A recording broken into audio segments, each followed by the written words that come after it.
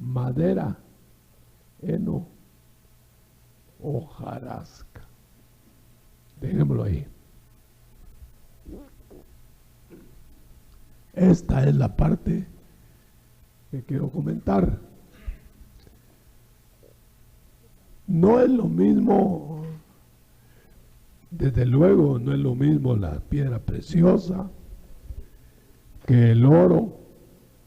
No es lo mismo la piedra preciosa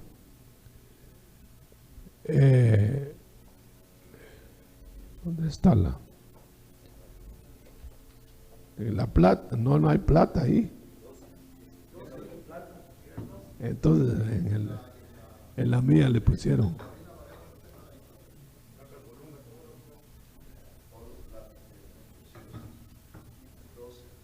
oro, plata, piedras preciosas, madera, heno, hojarasca, sí, perdón. Entonces, el valor del oro no es lo mismo que el valor de la plata.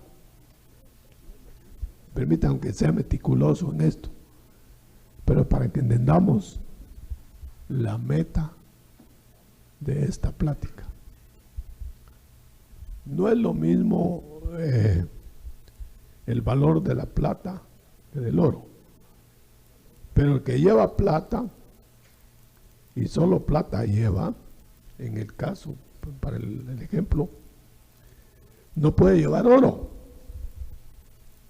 porque uno puso oro, lo puso químicamente puro, oro, plata, madera, ¿qué más?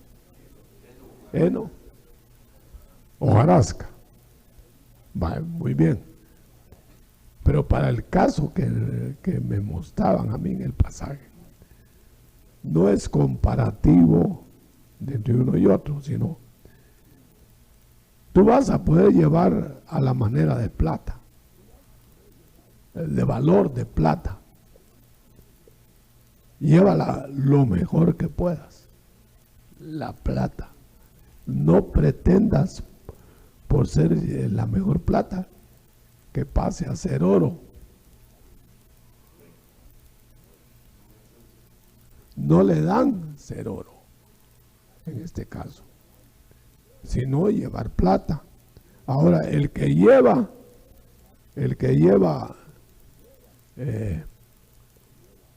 perlas preciosas es lo mejor que puede llevar, pero no puede llevar plata, y así sucesivamente. Pero entonces quiere decir que cada uno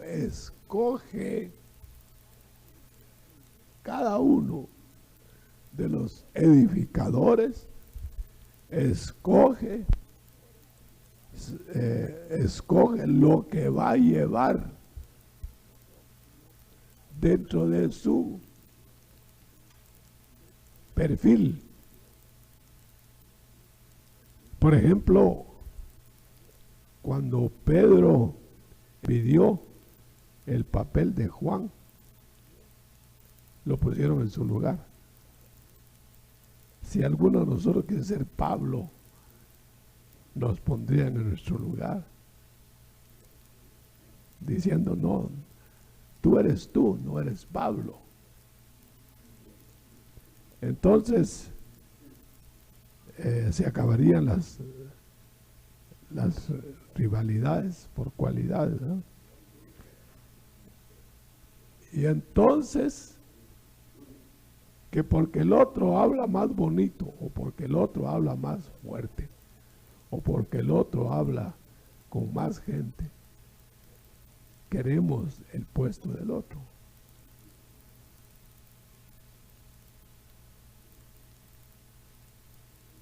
Todo es verdad.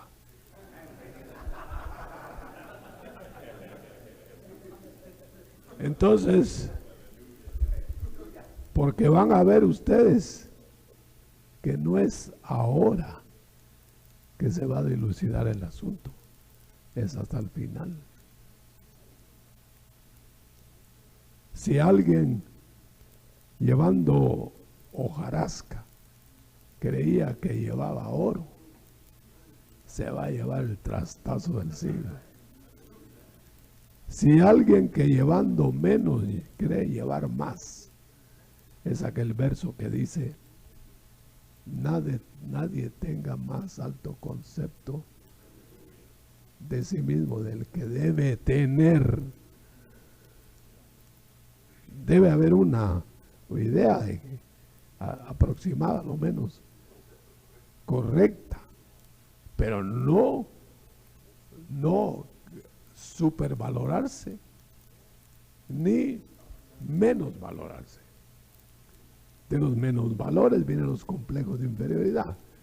De los más valores viene la altivez de espíritu.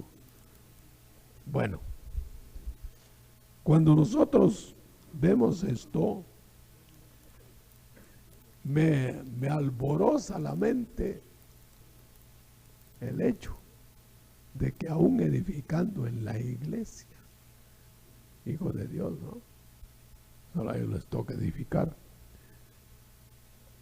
Hay rivalidades como en el mundo. Porque noten ustedes, toda esta edificación es sobre Cristo. Pero viene el día, uno solo piensa en el día final. Y en el día final se va a ver toda la gama de valores y desvalores. Porque va a ser pareja la cuchilla que va a cortar el nivel. ¿Me entiende? Pero cuando dice, porque el día la declarará, no se está refiriendo solo al día final. Se está refiriendo cuando te llegue el día que se llama malo. El día de las demandas. Puede ser hoy, puede ser mañana, la otra semana o al final. De todos modos, al final es la última arrasada. Muy bien. Note, cuando la obra es permaneciente, recibirá su recompensa, verso 14. Pero viene alguien y sobreedifica nada, como el heno, como la hojarasca. La obra del tal será quemada, destruida. Vamos a ver dónde está. Será, pues, si la obra de alguno se quemare, él sufrirá pérdida. O sea, será despojado de todo lo que él creía que era, de todo galardón, de todo premio, de todo eso. Porque solo se salvará. Mire, hermano, aquí en el fondo de la tacita está que muchos en el reino solo se van a salvar por haber trabajado mal. ¿Lo ve usted aquí? Dice, lo acabo de leer, el fin del 15. Si la obra de alguno se quemare, y se van a quemar obras, él sufrirá pérdida. Si bien el mismo, el que se le quemó toda su obra, será salvo. ¿Lo nota? Esos son los salvos como por fuego. O sea, el fuego de Dios los alcanzó a purificar, pero no edificaron bien. Los salvó la sangre de Cristo, pero no trabajaron bien. Si usted me permite que le dé una ampliación a esto, esto da la impresión como que la salvación no está en juego de pérdida o no pérdida, porque Dios no te la reclama. A ver, devuélveme la salvación. Dios no destituye de la salvación a nadie. Y la pregunta sería, ¿y entonces cómo se van a perder algunos en el final de los que fueron salvos? Se van a perder porque ellos apostataron, no porque los echara Dios, ni porque les pidiera que le devolviera la salvación. Pero en este caso, les quitan todo. Usted se imagina lo que será como en las guerras naturales del hombre. De ganar a un soldado, le quitan los galones, las medallas, las insignias, hasta el uniforme, aún antes de fusilarlos. Eso no será una copia pálida de lo que va a pasar allá.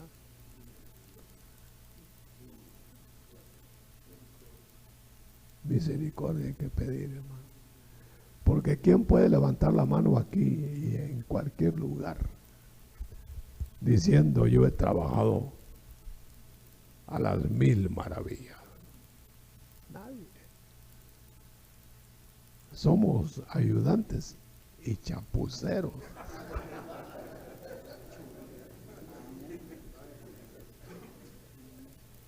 Ahora, que nadie mire al evangelista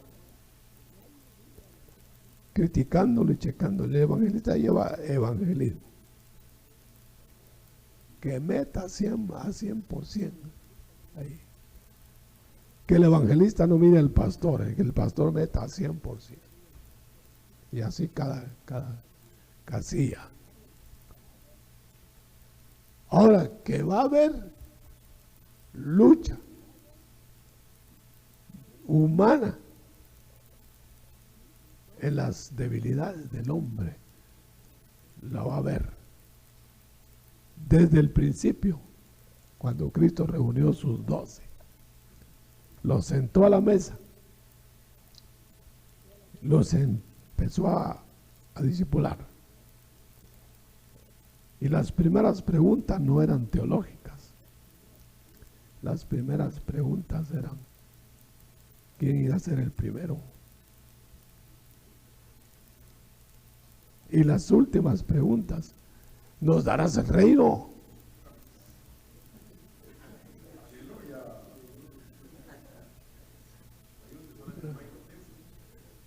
Lo que no obedecer al rey.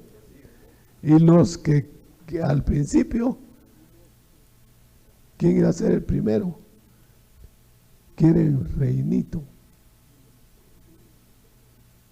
Los otros quieren el reino grande, pero están ellos a la cabeza. Eso se ve en el fondo. Ahora, ¿por qué no se interesaron en la vida eterna? Porque las preguntas no eran en ese sentido, eran terrenales. Aquella madre que llegó a pedir a sus 2 hijos aquí, no dejó nada para nadie.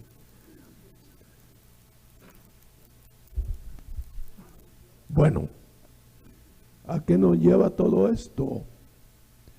Que a través de toda la iglesia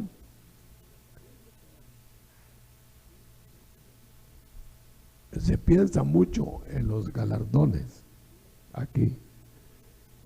Mejor pensemos en el fruto óptimo de nuestro trabajo,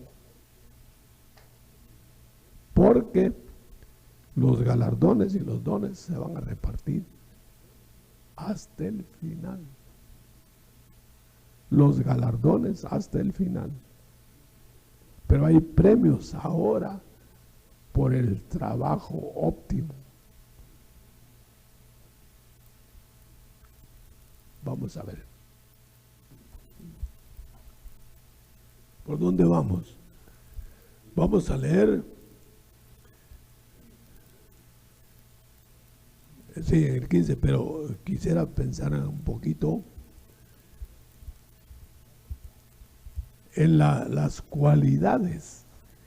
Poco vemos las cualidades para poder trabajar óptimamente. El ejemplo que yo pongo antes de hablar de las cualidades es, por ejemplo, ustedes saben que hay clases especiales de colegios y universidades de óptima calidad, de menor calidad, etcétera. Pero un 10 en el examen de esta universidad alta y un 10 de la universidad baja, el 10 en las dos. 10 aquí y 10 aquí, pero no son iguales los dos 10.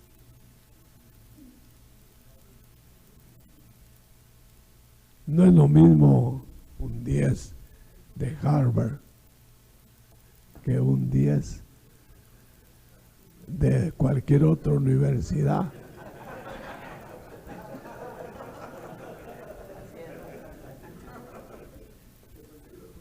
Pensó que iba a decir la suya, no.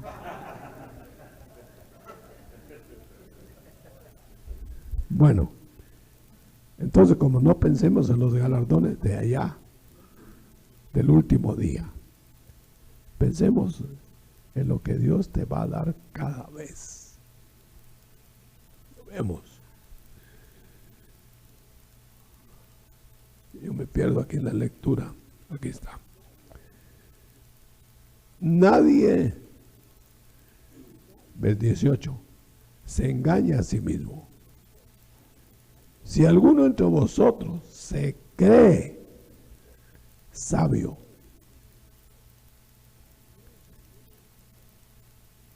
¿por qué no?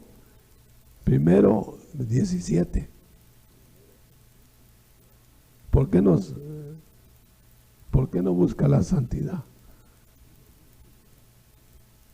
Mire, dice en el 17, si me acompaña leyendo, si alguno destruyera el templo de Dios, Dios le destruirá a él, porque el templo de Dios, el cual sois vosotros, santo es. Como nosotros somos parte del templo que se está edificando, está hablando de la iglesia, debemos buscar primero la santidad. Después, pensar en si sabemos algo de Cristo. Y el que cree que es sabio, hágase como que no sabe. La humildad en el conocimiento. Porque la sabiduría de este mundo, verso 19, es insensatez. Pues escrito está, Él prende a los sabios en la astucia de ellos. Los pensamientos de los sabios son vanos, dice el verso 20. Así que ninguno se gloríe en los hombres, porque todo es vuestro. Aquí viene el pecado de la iglesia legítima desde el principio. Yo soy de Pablo, yo soy de Apolo, yo soy de Pedro, yo soy de Cristo. Entonces quiere decir que por muchos nombres apostólicos debe pensarse en la comunidad de Cristo, en la amplia comunidad. de Cristo. Porque por estar acumulando, sobre todo imaginativamente, cualidades que las tiene fulano, que las tiene sutano, que las tiene mengano, se hacen los polos de concentración de la vista humana. ¿Ustedes creen que no disputaban hasta la riña los que eran de Pablo con los que eran de Apolos? Y Pablo y Apolos se abrazaban y los seguidores de cada uno se daban de... Quizá yo imaginariamente quiero pensar, los de Apolos ya saben qué es lo que le decían a los de Pablo. Si Pablo no sabe ni hablar, tosco, oigan a Apolos. Y Apolos es mi apóstol. No, andate a oír a Pedro, pega unas pedradas. Pero es claro, yo soy de Pedro. Y Pablo levanta la bandera y dice, murió Pablo por ustedes. Murió Pedro por ustedes.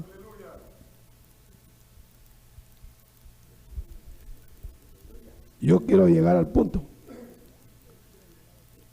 ¿Cuándo pensamos trabajar para el reino?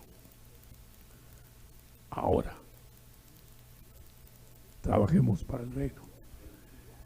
Lo excelente que tú hagas en tu renglón va a escribir la carta más grata para Dios.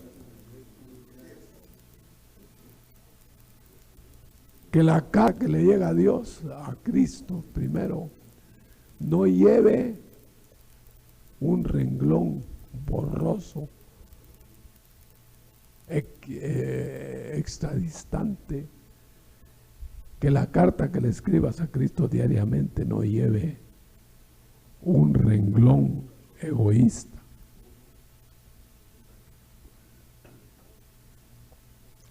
Porque el Señor lo va a borrar.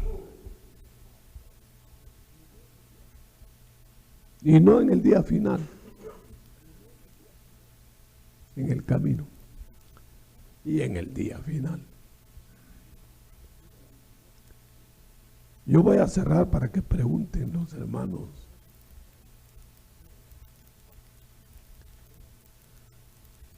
Voy a cerrar diciendo lo siguiente.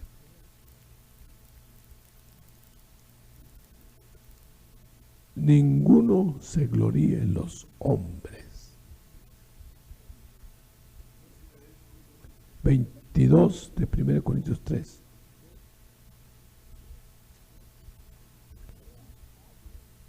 Sea Pablo, sea Apolos, 21, perdón. Sea Pablo, sea Apolos, sea Cefas, sea el mundo, sea la vida, sea la muerte, sea lo presente, sea lo porvenir. Todo es vuestro. No trabajemos solo para el porvenir, porque el porvenir es nuestro. Hay que trabajar para el porvenir también, pero no solo para el porvenir. Hay que trabajar para el presente, porque el presente también es nuestro. Entonces, como se trabaja para el futuro, trabajemos para el día presente. Yo cierro este pasaje con juicios y castigos, glorias y metas y galardones. Yo le voy a invitar a que cierre sus ojos un minuto. Y se haga un examen, cada uno nos lo hagamos, que estamos edificando sobre Cristo. Porque si alguien no está en Cristo, no está edificando, porque no hay cimientos. Gloria a Dios. Un mensaje de unidad, un mensaje de estímulo y de consolación. En el nombre de Jesús.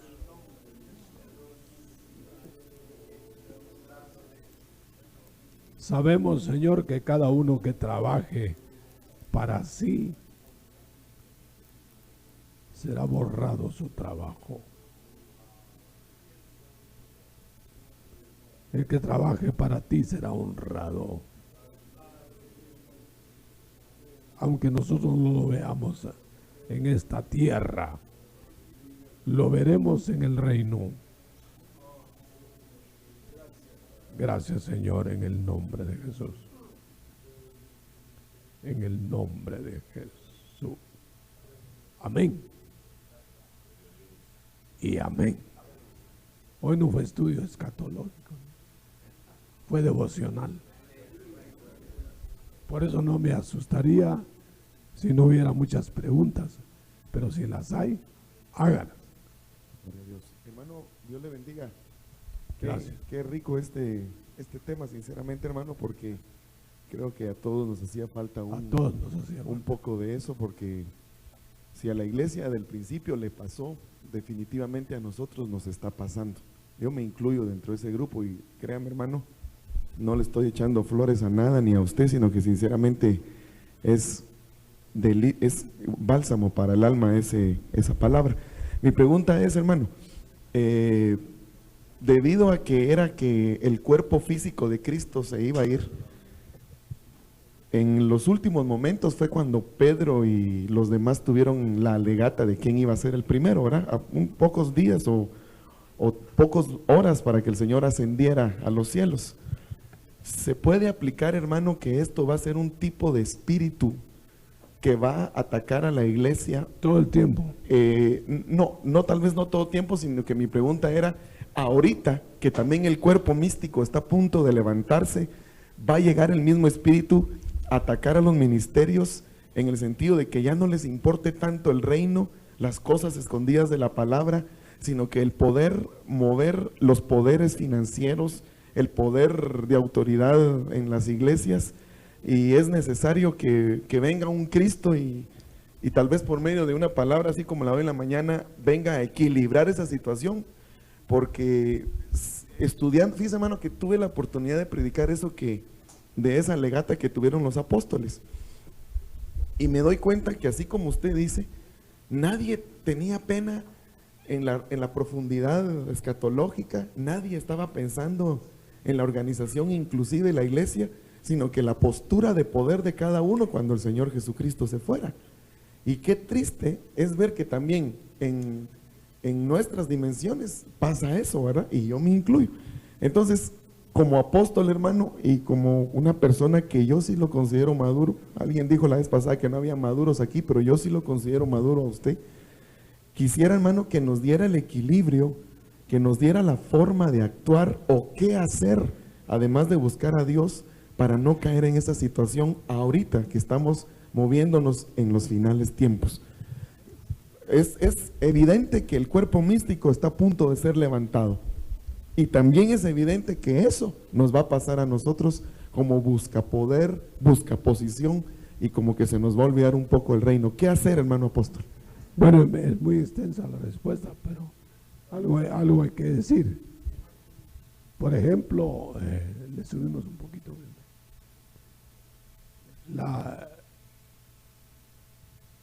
¿cómo se llama? La apostasía en general se acerca. Los que van a ir hacia la apostasía irreversible son aquellos que solo buscan reino temporal, o lo que el reino da aquí, ahora. Entonces, claro, les ofrecen esto y el otro, y se van para acá, se van para allá, donde les ofrecen más. Pero Lo que es evidente es que los que buscan lo del reino y no el reino mismo, se van a ir a la apostasía. No les dan en el reino que ellos suponían que era el de Cristo, se van a buscar en otro reino. Entonces, hay una invasión, es un reflejo esto de lo que va a suceder al final. Entonces, es señal de último tiempo. La apostasía son las dos grandes señales. El Señor pide que nosotros seamos sabios en mantenernos en guardia para que no nos haga daño el incienso de la chaquetería, el incienso de la grandeza humana, ni la adulación, con palabra más bonita, o que nos haga pedazos el instinto. Los dos extremos. Pero veo más peligroso la adulación. Alguien me dijo, no, yo ya estoy maduro para que me cale eso. Le dije yo, no hay a quien le estén incensando que no se le pegue el color.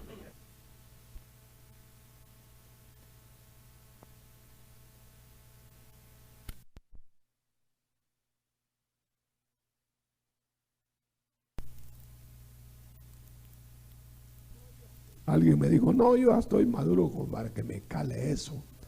Le dije yo, no hay a quien le estén incensando que no se le pegue el color o el olor. Así que hay que estar en guardia a no dejarse rodear de aduladores. ¿Cómo? Dice ¿en dónde está eso? Los presentes corrompen. O sea que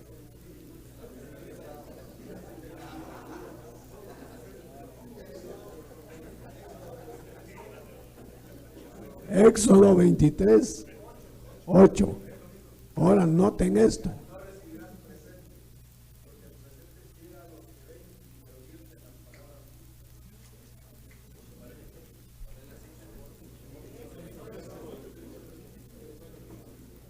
Ahora noten una cosa.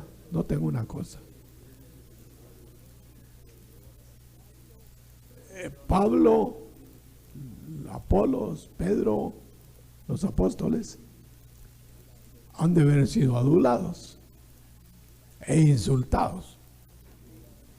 Se mantuvieron porque ya ven que se quitan de todo eso. Sin embargo, fue inevitable que se hicieran los grupos. A lo mejor los de Pablo no se sentaban con los de Apolos, o los de Apolos con los de Pedro. Y sin embargo ellos decían, pero si no se fijen en nosotros. ¿Se acuerdan cuando Pedro y Juan curaron al cojo de la puerta de la hermosa? ¿Por qué ponéis vuestra mirada en nosotros? Como que si por nuestro poder se hubiera sanado este hombre, dándole la gloria a Cristo. No se me va a olvidar cuando el Señor una vez habló a mi conciencia claramente y me dijo que Él abominaba a los que le quitaban su gloria y se la ponían, pero que abominaba más a los que dándosela a Él para que les cayera a ellos. En el nombre de Jesús, pero yo lo hice. en el nombre de Jesús, pero yo soy el campeón. Le dan la gloria al Señor para después echársela a ellos. Es una forma hipócrita de tomar la gloria de Dios. Bueno, la respuesta fue las pautas son muchas. Quizá la primera, buscar la santidad, según lo vimos ahí. Y en santidad, dice, podemos llamar la atención con autoridad cuando habiendo obedecido lo hagamos. O sea, cuando nosotros demos el ejemplo con los demás. Fácil es corregir ovejas, es difícil, pero relativamente fácil comparado con corregir dirigentes. ¿Por qué? Porque el dirigente tiene un concepto, a saber cuál de sí mismo. A lo mejor cree que es el mejor pastor del mundo o el mejor apóstol del mundo o el mejor de los mejores en su puesto. Y eso es grave. Ahí ya le llegó al tope la adulación. ¿Alguna otra pregunta? Aquí, hermano. Que Dios le fortalezca y le bendiga. Muchas gracias. A su familia. El tema, usted decía que serían como los albañiles que van a llegar a edificar. Y si cada uno lleva diferente aportación, pudiéramos decirlo, ¿será que la designación de Dios para que unos sean oro, plata o vayan a edificar con diferente material se podría tomar como contexto en Mateo 20, donde son llamados a trabajar por un denario todos y como que les designaran qué tarea iban a ir a hacer al campo? Exactamente, porque este es otro ángulo, ¿verdad? No es el ángulo de cada uno superarse de aquí para allá, no. Hacer bien la tarea asignada. La tarea asignada. Hacerla bien. Sería un mensaje como este. Lo que te dieron que tú hagas, ni lo hará Dios, ni lo hará otro. Dios mismo te lo dio para que tú lo hagas. Hazlo bien. Ese es el mensaje. Sí, viendo desde el enfoque del hermano Garvey, sería como que el albañil llevara hierro en vez de mezcla, estropea la edificación. Entonces le asignan qué debe llevar, y le asignan qué debe llevar. Es otro ángulo. No es para que está prohibido que tú hagas otra cosa. Puede ser que un albañil se resultó ayudando a uno de hierro, pero no es su puesto. Cada uno en lo de cada uno. Bueno, hay un ejemplo en lo jocoso. Cada mico en su columpio.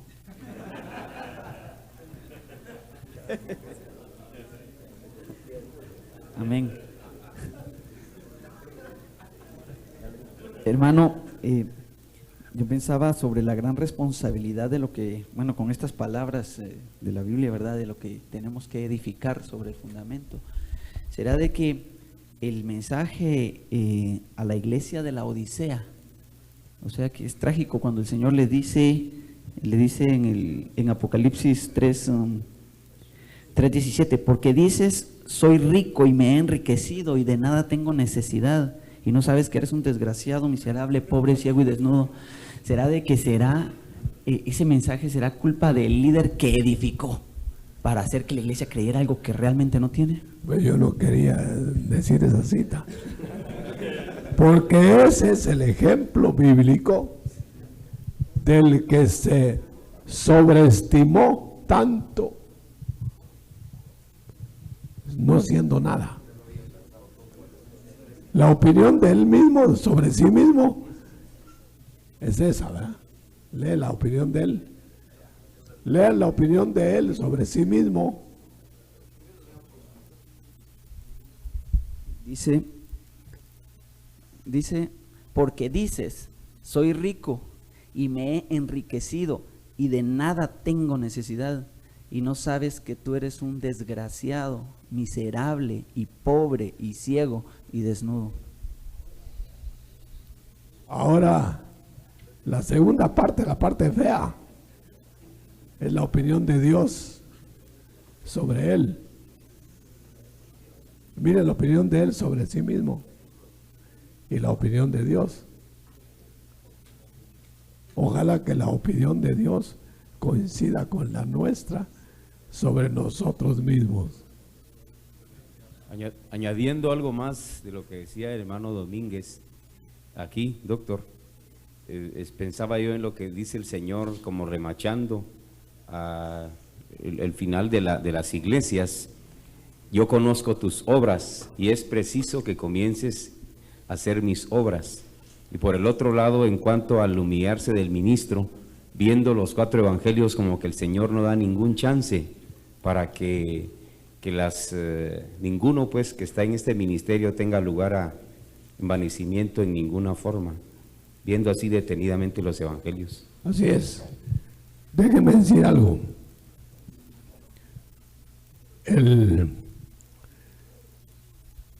El mejor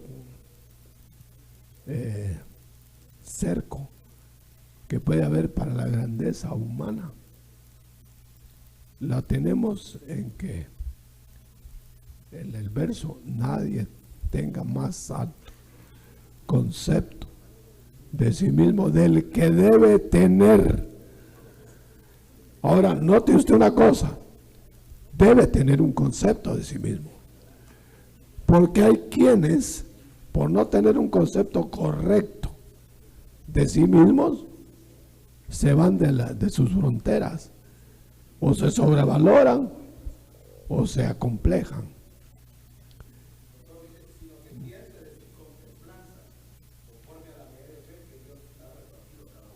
Así es. Es como cuando se va a dar dádiva, dinero, ofrenda, lo que sea, ¿no? A los necesitados. Dice que ama a tu prójimo como para darle, ¿verdad? Pero como a ti mismo.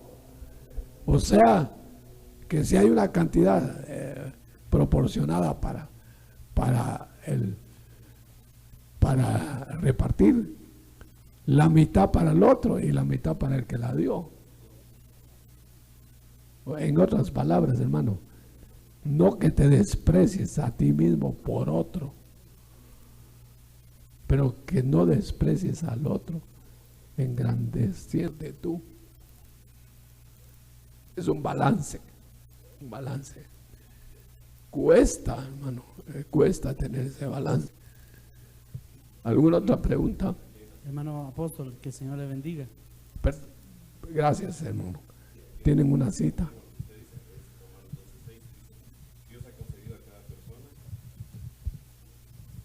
Romanos 12:6, Dios ha concedido a cada persona el don de realizar bien cierta tarea.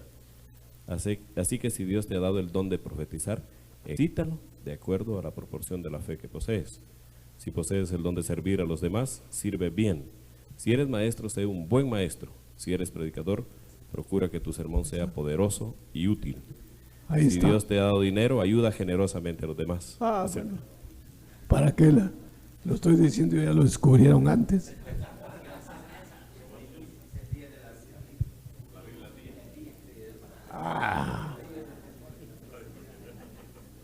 Hermano apóstol, ¿estos serán falsos ministros o malos ministros?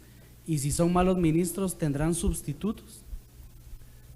Bueno, en primer lugar, son ministros desde el momento que dice edificando sobre Cristo.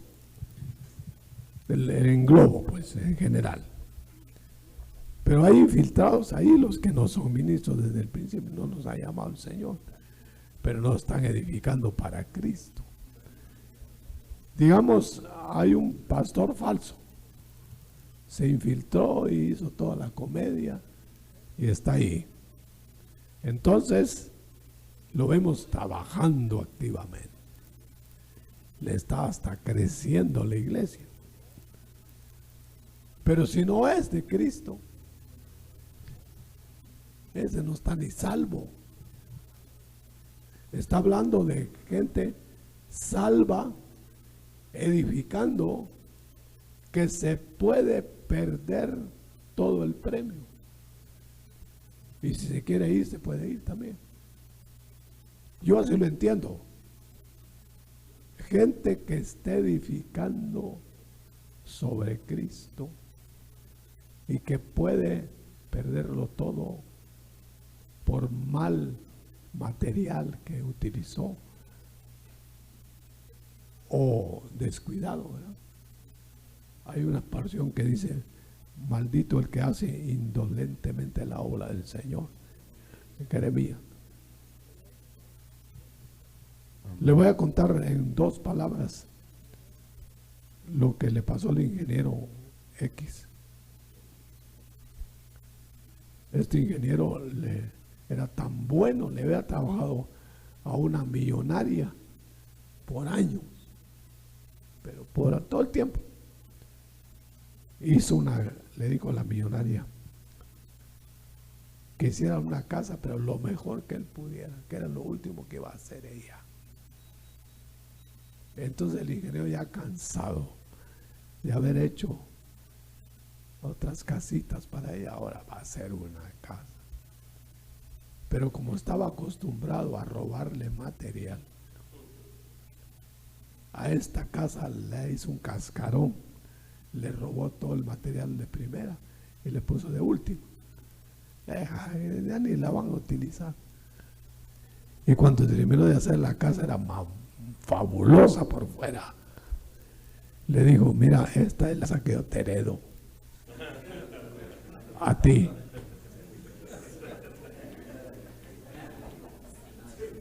Si hubiera sabido que era para él, le pone de oro hasta los acertijos de adentro, hasta el piso. Pero como iba a ser para otro, se defraudó a sí mismo.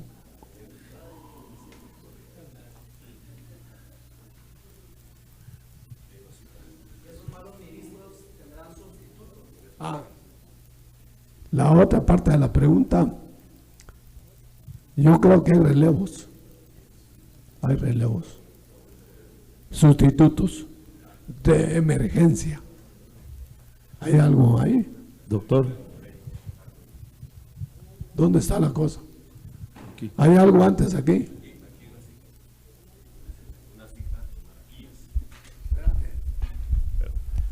Dice Malaquías 1, ¿lo que es? 1:14. Maldito el hombre que promete un carnero fino de su rebaño y lo sustituye por uno enfermo para sacrificar a Dios. Porque yo soy un gran rey, dice el Señor de los ejércitos, y mi nombre debe ser muy temido entre las naciones.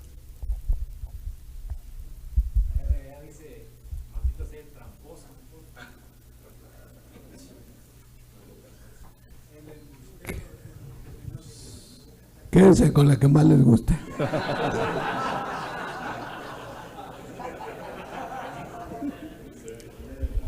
Doctor, ¿cómo saber uno si la obra que uno está haciendo es la voluntad de Dios? ¿O quién lo puede dirigir como siervo de Dios para determinar si lo que uno está haciendo está en la voluntad soberana de Dios?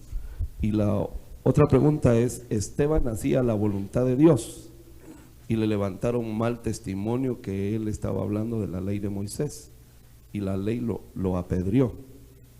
Entonces yo quisiera saber cómo, desde qué parámetro los ministerios pueden definir el ministerio de otro. Porque hay gente que se llama pastor, otros se llaman profetas, otros, pero ¿quién los va a discernir? El más maduro, el ministro que los cubre, más maduro. Pero vamos al punto. La primera parte, que hay una sola manera para saberlo. Una. andando en el Espíritu. 12:1 de Romanos, 1 y 2 y 3. ¿Quieren leerlo? Y ahí terminamos. Con micrófono.